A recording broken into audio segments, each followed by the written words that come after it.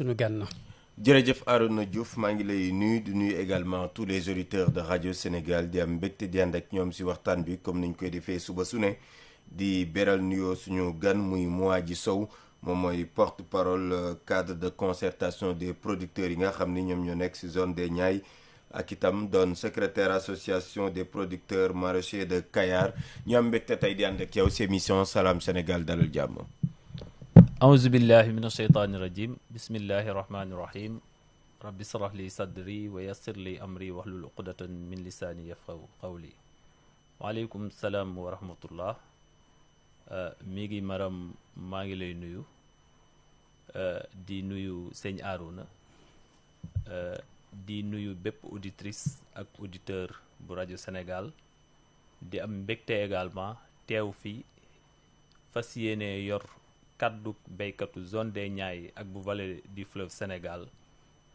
pour ñu mën a waxtaan lépp lu jëm ci wàllu mbéyu dër yi fii ci Sénégal. alors si loolu ñuy waxtaanee nag la say gën a fës bokk na ci lii di soble bi gis nañ ni fan yii yëpp am na lu mu jur coow fii ci biir Sénégal tey suñ doon def situation bi lan mooy situation bi dëgg-dëgg mbirum soble bi fii ci biir Sénégal. jërëjëf Migui. xam nga jafe-jafe yi am na mais danga may rek ma contextualiser maanaam laytaayu waxtaan wi pour que nit ñi comprendre boo xoolee daaw wala daaw jéeg ñaari at ci ginnaaw béykatu zone des Niayes bi organiser nañ fi benn grève de 48 heures te loolu musul am ci Sénégal daaw ñu jëlaat seen production yóbbu ko kilomètre 50 xëpp ko fa muy deuxième manifestation bu ñu def jamono ji paase yàggul ngeen dégg ne béykat yi def nañu marche ba nga xam ne dañ ko autoriser muy ñett activité yoo nga xam ne nii ñun xamewuñu woon béykat ak def yooyu activité loolu nag dafa am lu ko wundu li ko wundu mooy le gouvernement du Sénégal dafa amoon benn programme bu tudd PRACAS muy programme pour la relance de l'agriculture sénégalaise et accélération de la cadence si biir loolu gouvernement bi jël ay moyens yu am solo jagleel ko béykat yi muy subvention li nga xam ne ni mooy semence yi mais également intrants yi notamment engrais bi ak carburant bi nga xam ne ni dañ koy utiliser loolu nag dafa xiirtal jeunes yi ci zone des Niayes ak vallée bi pour que ñu béy bu ñuy am ay production record mais boo béyee nag benn mbir la li ñuy béy c'est des produits périssables maanaam la nga xam ne nii mënul des ci loxoy béykat yi la bu ñoree ala kulli alin il faut mu génn seen loxo te loolu pour mu génn seen loxo ñaari mbir rek moo mën a nekk soit que ñu jaay ko commerçant yi wala ñu conserver ko or fi ñu toll nii infrastructure de stockage amul ci Sénégal wala yi fi am bariwul beneen bi mooy fi ñu nekk aussi dafa sori zone de production bi loolu nag mu nekk ay jafe-jafe yooyu nag ministère de l'agriculture moom li mu war a def na ko maintenant li des mooy la commercialisation te dafa am ñetti produits yoo nga xamante ne nii moo gën a fës ci li nga xam ne mooy jafe-jafe yooyu muy soble bi muy pomme de terre bi muy carotte bi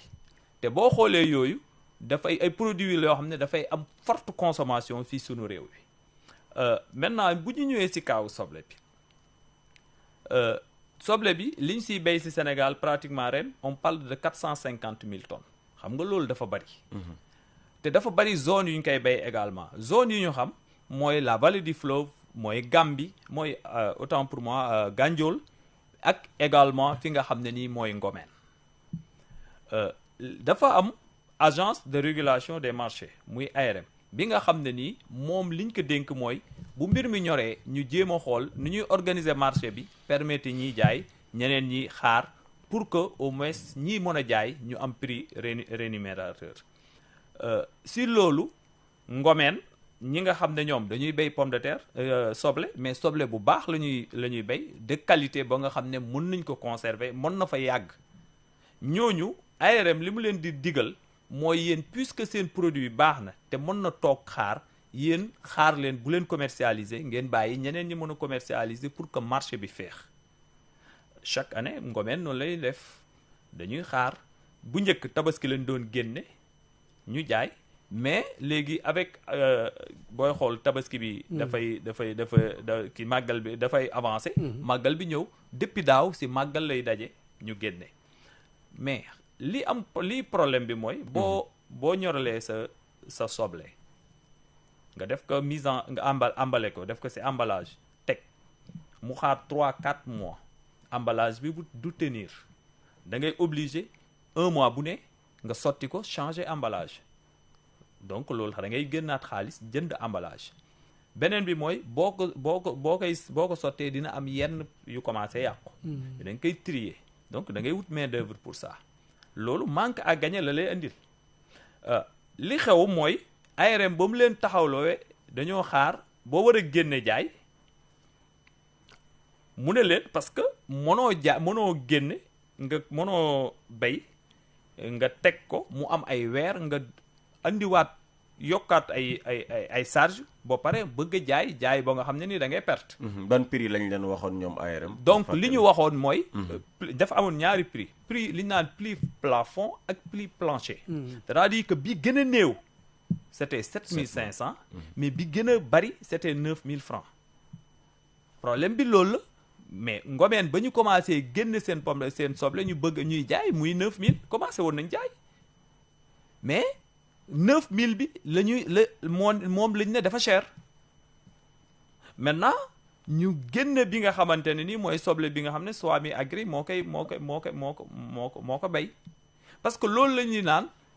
stock de sécurité man tuddewuma ko stock de sécurité mais stock de chantage des petits producteurs la. parce que petits producteurs yi ba ñu commencé seen commercialisation c'est de janvier à septembre ren soble jar na fi 3000 kenn waxul xam nga ñu bu organiser ñoom dañ naan prix plancher prix ba nga xam ne nii du gën a baa prix boobu mais pourtant da koy gën a baa ba wàcc ba si suuf kenn du wax bu ñuy jaay 3000 kenn du wax bu ñuy jaay 3500 kenn du wax te loolu petits producteurs yi lay doon à ce moment les agrobusiness ku mel na Swami Agri mu ngi denc pomme de terre am autant pour moi carotte sobleem si biir chambre froide di xaar période bii nga xam ne ñoom la Ngomeen moom la ñu am pour jaay alors que ñoom ñoo la dimbali woon xaw a afal marché bi téye seen soble pour que ñeneen ñi jaay bu ñu ñëwee si seen période yow da nga leen war a bàyyi ñu jaay. mais est-ce que raison la également ñu ñëw proposer prix bu nga xam ni askan wi duñ ko attan parce que suñu sukkandikoo démb si njiital ARM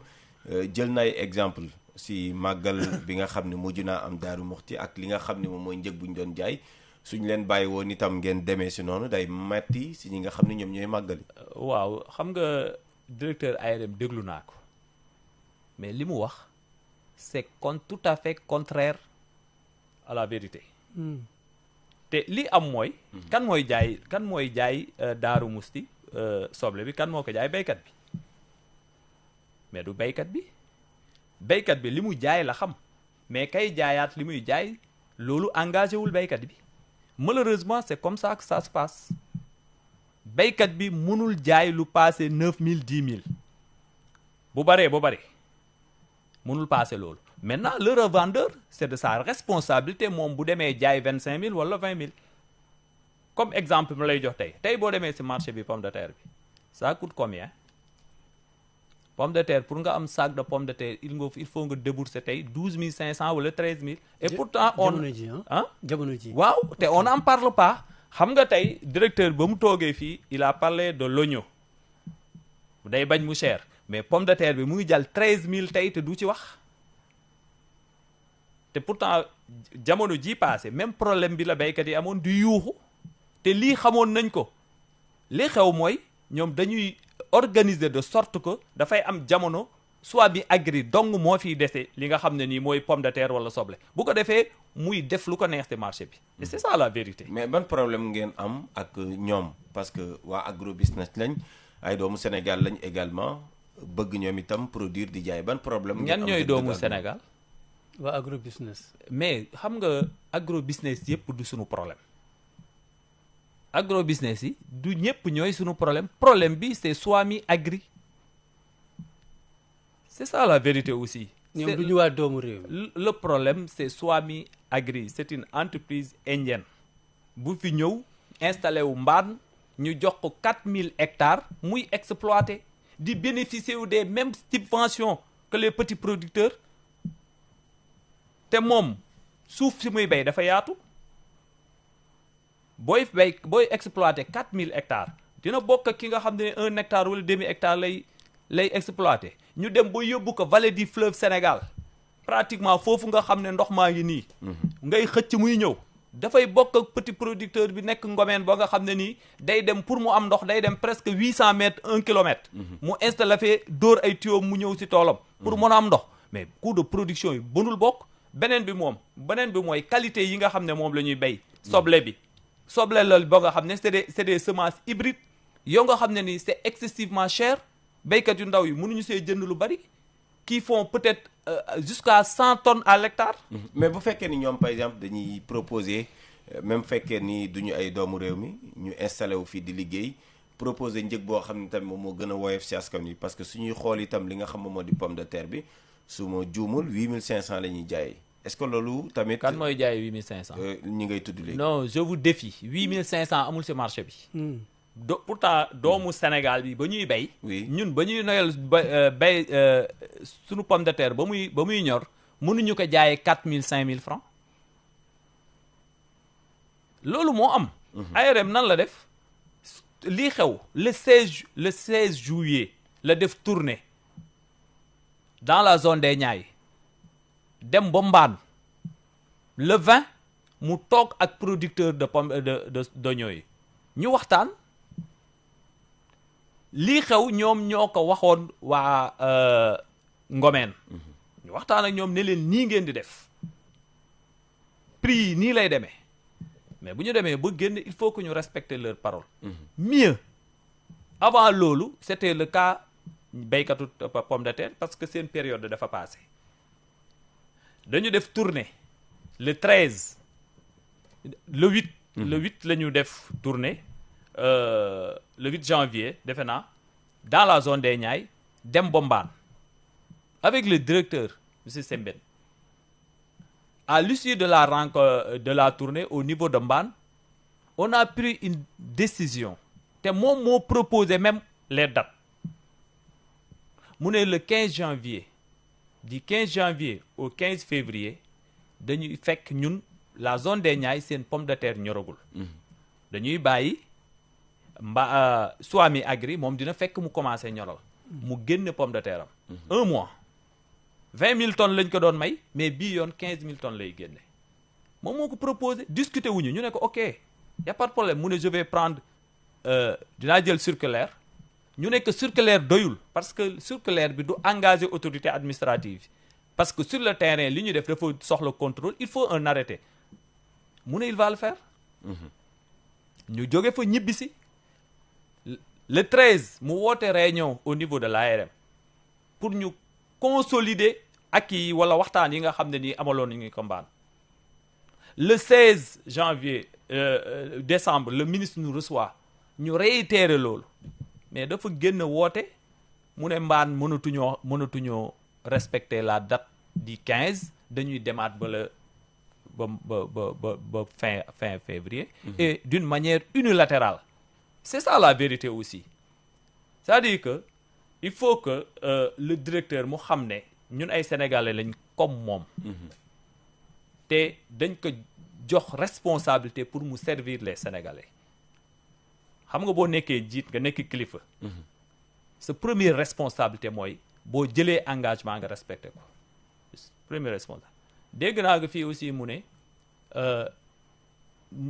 béykat yi ay manipulateurs lañu non béykat yi ils ne sont pas dans la manipulation ils n'ont pas ce temps-là gis nga béykat bi tant que mu ngi mën a béy di jël production bi di ko jaay kenn du ko dégg amuñu jotu manipulation xam nga ñan ñooy manipuler mooy ñii di dem ci rajo yi ci plateau de télévision yi parce que ils ont les moyens d'être invités de dire ce qu'ils veulent ñoom ñooy manipuler ñii naan mévente amul te mévente am ñooñu ñooy. mévente dafa am. mais lan mooy mévente. oui yow yaay nekk sur le terrain yow yaay nekk ci mbir mi. moom wala moom ñun wax ñoo ñu la xamul. situation mévente oui. il faut que ñu xam d'abord lan mooy mévente. D'accord. wala moom dañoo déggoowul ñun ak moom. mévente mooy nga yor production mënoo ko jaay mënuñu ko jaay wala ni muy demee gaawul. wala nga loolu benn définition la wala nga koy jaay ci prix ba nga xam ne nii prix bu baaxul la boobu beneen définition bu yàgg la ci mévente. te ñaar yépp ñoo am. te buy wax day mel na soble bi ngomeen rek la des mais demal pootu soble baa nga fa demal dans la vallée soble baa nga fa mais ñoom li ñuy def mooy day def de sorte que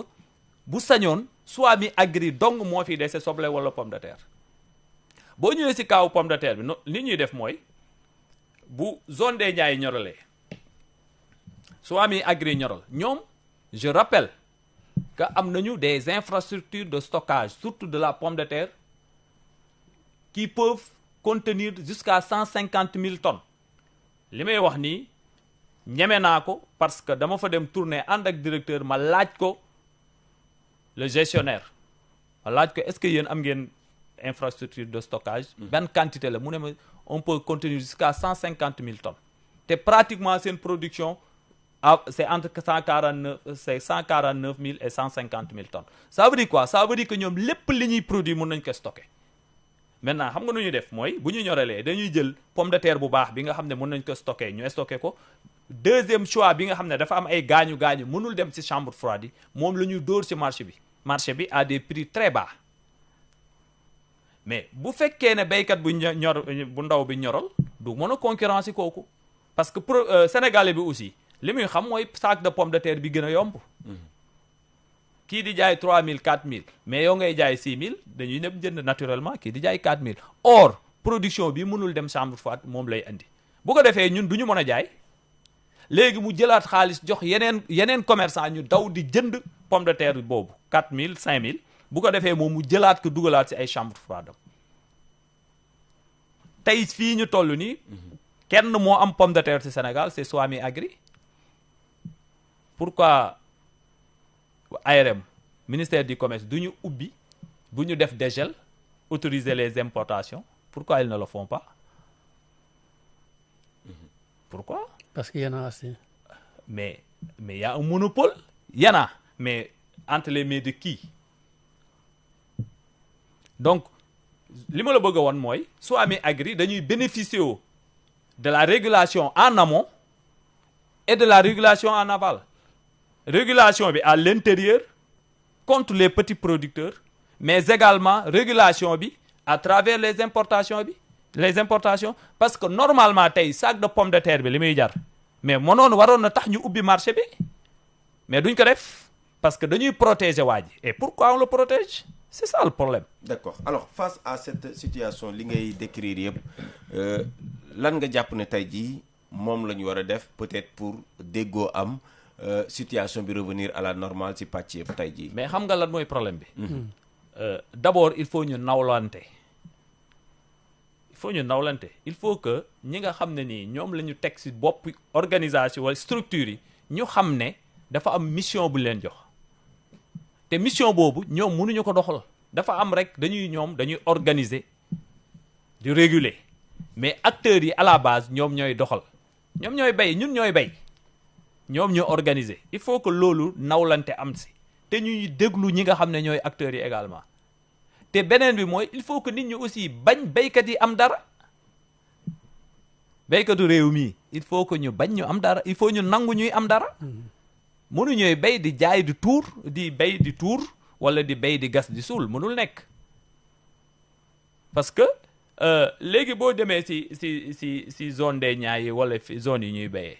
mais ay jeunes nga fay fekk des jeunes cadres yoo nga xam ne nii mënoon nañu defi leneen wala wuti leneen mais ils ont préféré de s'investir dans l'horticulture donc ñooñu da nga leen di jàppale te surtout que gouvernement bi dafa am une politique de souveraineté alimentaire mais lan mooy souveraineté c'est-à-dire que souveraineté du bañ a jéggaani li ngay dunde kese mais bañ a jéggaane également ñi la koy bayal xam nga boo renoncé jéggaane li ngay dunde ak maanaam li ngay bay li nga war a dunde nga koy bayal sa bopp loolu baax na mais li gën encore nga bañ a moytu jéggaane ñi nga xam ne nii ñoo koy bay xam nga ndax comprendre li nga bëgg a wax c'est-à-dire que boo nee du ma jéggaani mbay mi mais damay jéggaane ñi koy bay saa boo amee jafe-jafe ak réew ñooñu nga xamante ne ñoo lay bayal musiba am je m'explique c'est-à-dire que tey suñu production de pomme de terre ak oignon li si gën a bari dañ ko bàyyi ak Swami Agri ëllëg bu jafe-jafe amee ak kooku c'est-à-dire que effort yi gouvernement bi defoon yépp mën na naax saay te jàpp naa ne tey effort béykat yu ndaw yi ñu ngi doon def ay jéego yu am solo defe naa ne mënoon leen ni accompagner ba nga xam ne ni quantité bi ngay soxla ñoom dinañ ko am ak qualité bi mais waxuñu kenn bu mu béy mais nañ ko organiser soit mi buñ ko waxee buñ ko autoriser mu béy mais nañ ko organiser buñ ko organiser bu ko defee moom bu waree téye mu téye bu waree génne mu génne loolu defe naa ne mooy solution bi mais doo ko favoriser nga ne ko téel mu téye ba mu neex la nga ne ko génneel te date app bi ngeen waxante woon ak siwul alors monsieur Sow njaay mi du marché intérieur bi kese démb déjà ARM déglu nañ ko muy joxe exemple ci misaal le marché ivoirien bi nga xamante ne bu am solo la bu am dayo alors yéen producteurs locaux yi au-delà de marché national bi lan ngeen di def ba vraiment seen production bu ñu leen jàppalee bien sûr mu mën a compétitif au niveau sous-régional la. waaw loolu xam nga béykat bi dinaa ñëw si sa tontu bi. mais dafa am loo nga xam ne nii ay préalable la gis nga ñooñu di dem di ay béykat yi nga xam ne dañuy dem di explorer wala di pénétrer ci marché international bi mais seen état ñoo leen jàppale tey les Marocains dañuy ñëw fii même chou dañ ko fi indi mais pourtant ñu ngi béy chou lépp lu ñuy béy Sénégal Marocains yi dañ ko fi indi mais c'est parce que seen état moo leen jàppale bu ñu mën loolu ñu am ay coûts de production yoo nga xam ne dañ koy subventionné ba nga xam ne ñii ñoom peut-être dinañu mën a dem jaayi prix bu yomb te ñu gis ci seen bopp. duñ leen jàppale. mais ñun li ñuy jàppale mooy subvention bi nga mën a am ci engrais bi engrais la ñuy subventionné li ñuy jox organisation par exemple man je suis de Kayar je suis le secrétaire général de APMK. bu ñu la joxee 50 tonnes d'engrais subventionné sur 1200 membres kenn ku nekk doo am benn saak wala ñaari saak. duñ ko xarab baax na parce que dañ ñu jàppale parce que wàññi nañu prix bi mais quantité boobu des na mais dafa des su ko nga xam ne day utiliser une tonne boo ko joxee 1 sac wala 2 sacs c'est un problème donc ñooñu nga xam ne maintenant état bi wala ñu mel na ARM wala ñooñu ñoo war a ak ministère du commerce ñoo war a explorer piste yooyu mais beneen bi mooy yenn saa yi ñoom dañuy bëgg béykat bi moom na yem si béy rek toog bu mu def leneen parce que démb kii Sembène ba mu ñëwee wax na loolu nee na béykat yi il faut que ñu béy rek bañ a nekk commerçant bañ a nekk mais soit mi lan la ñu def ñoom dañuy importer semence loolu benn la dañuy defar semence dañuy béy dañuy jënd dañuy jaay commerçant yi nga xam ne nii tey ñoo waroon a jënd suñu production ñun dañuy dem wuti tool wuti 50 hectares wuti 100 hectares di béy comme ñun ba pare di jëndaat li ñuy béy on permet à Swami d'être importateur de semences producteur de semences producteur horticole et commerçant ba pare di nekk conservateur ñu permettre commerçant yi ñuy béy di importer semence di jaay ñu ne béykat bi yow moom na nga toog rek béyal téye sa mbéy boo jaay gisee koo jaay nga jaay boo gisul nga xam noo def ak moom loolu xel nanguwu ko. lan mooy yóbbal bi ñu ngi ci cappaandaw bi. mais yóbbal bi mooy xanaa di interpeller le gouvernement di yóbbante sunu kàddu le président de la république pour wax ko ne ministre du commerce bi nga xam ne nii moom la fi teg dafa lajj depuis ba mu fi ñëwee ba léegi béykat yi si jafe-jafe lañ nekk mais naturellement noonu la mën a demee parce que c'est quelqu'un qui a hébergé pratiquement dans sa commune tous les plus grands agrobusiness du Sénégal donc loolu li ñu gëm mooy agrobusiness la gëmul béykat yu ndaw yi te béykat yu ndaw yi presque 60% de la population c'est des petits producteurs ñoom dañuy béy di dund béyuñu pour am xaalis denc ko li ñuy béy di ko jaay si la ñuy jënd diw jënd si ceeb jënd si suukar yóbbu seen kër ñi si gën a bari balaa ñuy ñoral day fekk lépp nañu li ñu li ñuy dundee ba bu ñu ñoralee bu ñu jaayee pratiquement dañuy fay boutiquier bi donc ñooñu mënoo leen a yebale ak ki nga xam ne nii day ñëw di wut xaalis donc ñuy lancer un appel solennel à monsieur le président de la République pour que son ministre du commerce mu rappeler que à la raison parce que man du ma wax directeur ARM parce que directeur ARM fusible la moom dañ koy def loo muy def mais man son ministre laay waxal parce que lajj na mënoo ñëw ñu ne la yow yaa war a organiser le marché depuis mu fi nekk ba léegi ay jafe-jafe moo fi am depuis mu fi nekkal ba léegi lu ngeen musul dégg ci béykat moo fi am wax naa ko grève moo fi am déverser les productions au niveau de la route nationale organiser une marche te marche yi dafay continuer on va demander des autorisations de marche à travers toute la zone des Niayes et à travers la vallée du fleuve on va le faire parce que il faut qu'on se fasse entendre il faut que ñu déglu ñu xam ne réew mii béykat yi dañ fee am wàll. D'accord. Alors, en français, vous avez manifesté récemment pour parler donc de la production surtout de l'oignon, parce que nous avons constaté que durant le Magal de Touba, des mesures ont été prises. Dites-nous, quelle est la situation réelle au niveau donc de Ngomen et dans les autres sites? Merci beaucoup, M. Ndiaye, de m'avoir donné l'occasion de m'exprimer au nom des producteurs de la zone des Niayes et de la vallée du fleuve Sénégal. Pour revenir un peu sur la situation qui prévaut au niveau des zones horticoles du Sénégal, notamment dans la zone des Niayes et dans la vallée du fleuve Sénégal. Comme vous le savez, il y a de cela 2 ans, les producteurs de la zone des Niayes avaient observé 48 heures de grève. L'année dernière, ils avaient organisé une journée noire en déversant toutes sortes de productions horticoles sur la route nationale. Et là, il y a de cela 4 à 5 jours, nous avons organisé une marche de protestation au niveau de Pout. Et je dois rappeler que cette marche n'est pas une marche circonscrite simplement pour les producteurs de Ngomen, mais c'est une marche nationale. C'est une marche nationale. Pendant cette marche, il y avait les producteurs de la vallée du Sénégal, notamment de Dagana, de Podor. Il y avait des producteurs du Gandiol. Il y avait les producteurs de Diogo. Il y avait les producteurs de Mboro, de Kayar. Et partout dans la zone des Niayes, ils avaient répondu à l'appel des producteurs de Ngomen. Qu'est-ce qui se passe dans le secteur? Comme vous le savez, le gouvernement du Sénégal a un programme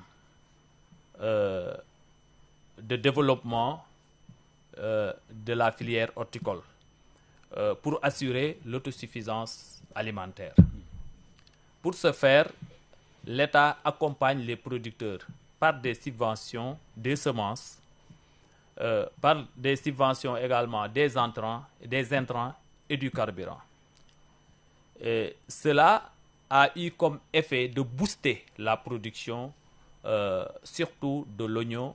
et de la pomme de terre. Pour cette année, on nous dit qu'il y a presque 450 000 tonnes d'oignons qui ont été produites. Mais malgré cet effort considérable des producteurs, l'organisation du marché ne suit pas. Comme vous le savez, pour la plupart des produits qui sont réalisés, c'est des denrées périssables, notamment l'oignon et la pomme de terre, qui doivent être écoulés rapidement ou bien pourrir entre les mains des producteurs. Ici, ajoute qu'il n'y a pas suffisamment d'infrastructures de stockage. Le peu d'infrastructures qui existent sont éloignées des zones de production. De ce fait, on a des problèmes de conservation. Autre chose, c'est qu'aujourd'hui, l'agence de régulation des marchés, qui est chargée, n'est-ce pas, de veiller sur le bon fonctionnement ou de la fluidité n'est-ce pas, de la commercialisation des produits, organise une régulation à l'interne. Ça veut dire quoi? Ça veut dire que pendant la période de commercialisation de l'oignon, de janvier à septembre, il organise des rencontres avec les zones de production en demandant pour la plupart du temps aux producteurs de Ngomen qui ont une production de qualité qui peut être gardée pour 2 à 3 mois. Ils leur demandent souvent de garder leurs produits pour permettre aux autres de commercialiser pour ne pas inonder le marché. Ils le faisaient et chaque année, à la veille de la Tabaski, c'est pratiquement les producteurs de Ngomen qui assuraient le marché. Depuis l'année dernière, ça tombe sur le moment, sur le Grand Magal de Touba. Qu'est-ce qui s'est passé cette année-ci? À la veille du Magal, les producteurs de Ngomen avaient commencé à commercialiser. Et comme vous le savez, si vous stockez votre produit pendant 2, 3, voire 4 mois, il y a d'autres charges qui viennent s'ajouter, n'est-ce pas, au coût de production. De ce fait, vous ne pouvez pas vendre à n'importe quel prix. Ils avaient commencé à vendre à 9 000 francs.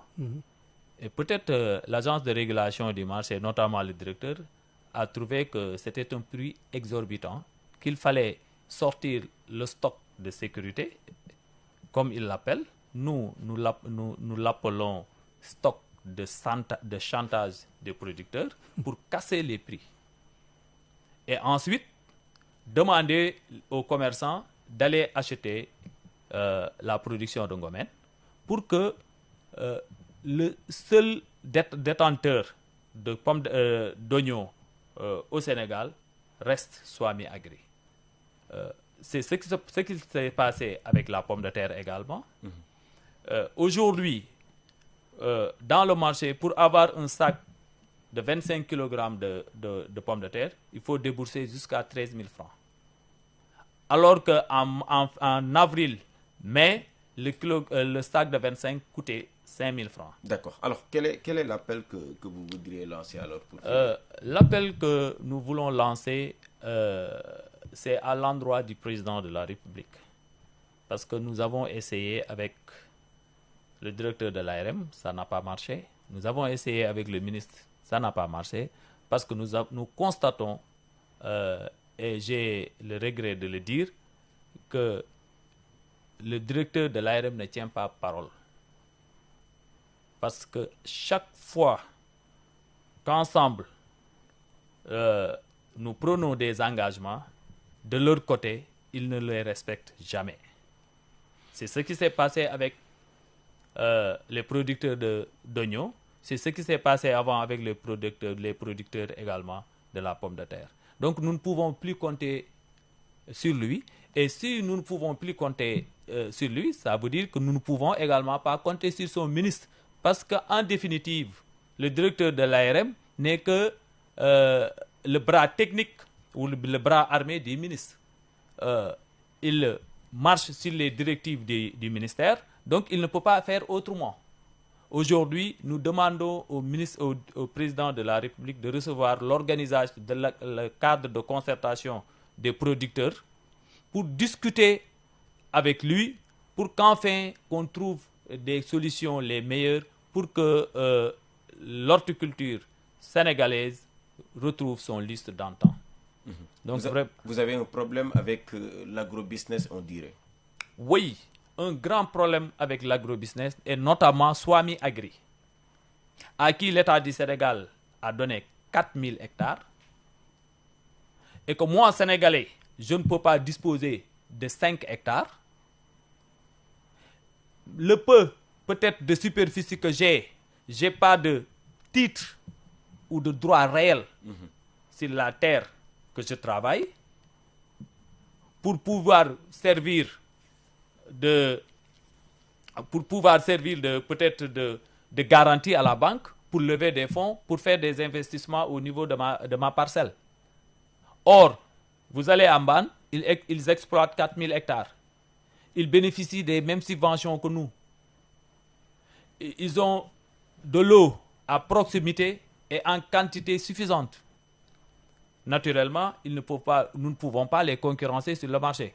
Quand par exemple, vous avez 100 hectares, vous produisez de l'oignon avec une production de 100 tonnes à l'hectare, vous vendez à 125 francs, vous en sortez. Or, moi, qui exploite 1 hectare ou un demi-hectare, avec les charges ou les charges ou les charges d'exploitation énormes, je ne peux pas m'en sortir avec 200 francs. Donc, il faut que je vende à un prix rémunérateur pour que je puisse m'en sortir. D'accord. Merci beaucoup Arouna Diouf. Merci. Il est 8 heures passées de 36 minutes. merci beaucoup jërëjëf monsieur Sow alors li ñu waxtaan ak moom nag te dinaa leen Diop moo fiy toog mbokk auditeurs yi ngeen mën a réagir ci li ñu waxtaan ak moom jërë ngeen jëf suba incha allah 6 heures du matin dinaa dellu si seen matinale Salam Sénégal. rajo Sénégal indi ay coppite ngir li gën waaye ngir li leen di bégal. rajo Sénégal fii la jant bi di fenkee bu juróom benni waxtu jotee ci suba gi. Salam Sénégal ay xibaar yu wér te bees ay archive ay fàttaliku ak i chronique bu leen ko kenn nettali. juróom-ñaari waxtu ñaari journaliste di leen jukkil xibaaru réew mi ak bitim réew. juróom-ñetti waxtu waxtaan ak ganuk Salam Sénégal. juróom-ñetti waxtu bu tegalee fanweeri minute Allô Sénégal di jox kàddu gi askan wi plus près de vous émission